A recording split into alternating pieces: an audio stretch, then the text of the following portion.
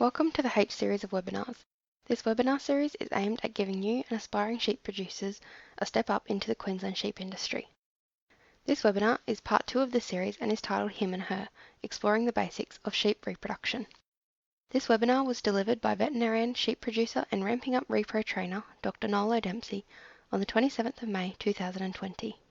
This is clip 1 of 6 and covers how to get more lambs from your ewes through prioritising body weight and body condition score.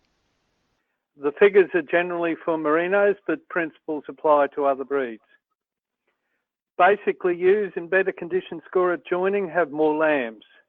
The response is linear between condition score 1.5 and 4.5. And the average response is 20 extra lambs born per 100 ewes joined per condition score added. A condition score is equal to a body weight change of between 8 and 10 kilograms. For body weight, I use 1.5% extra lambs per extra kilo. But I warn that the response is highly variable between properties. The AWI-sponsored program, Lifetime Ewe Management, explains how to establish the responsiveness of your ewes. This then can be calculated to establish the profitability of supplementation, etc.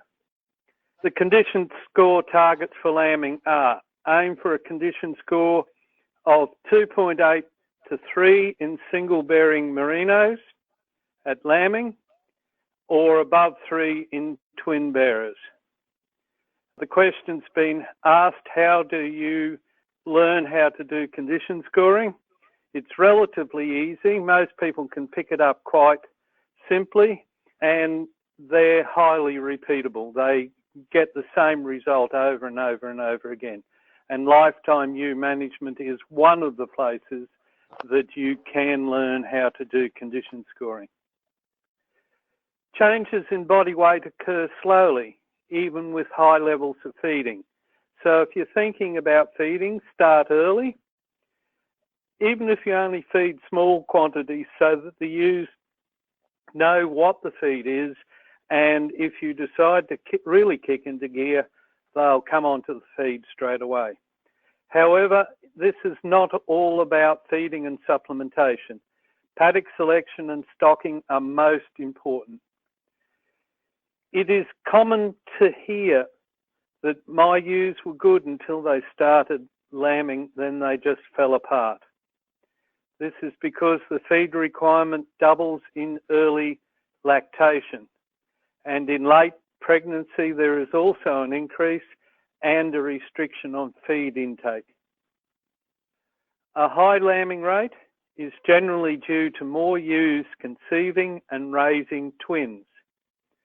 This is an anathema to some people, but holds true. Dry ewes should be only 5 to 10% in merinos and less than 5% in prime lamb breeds.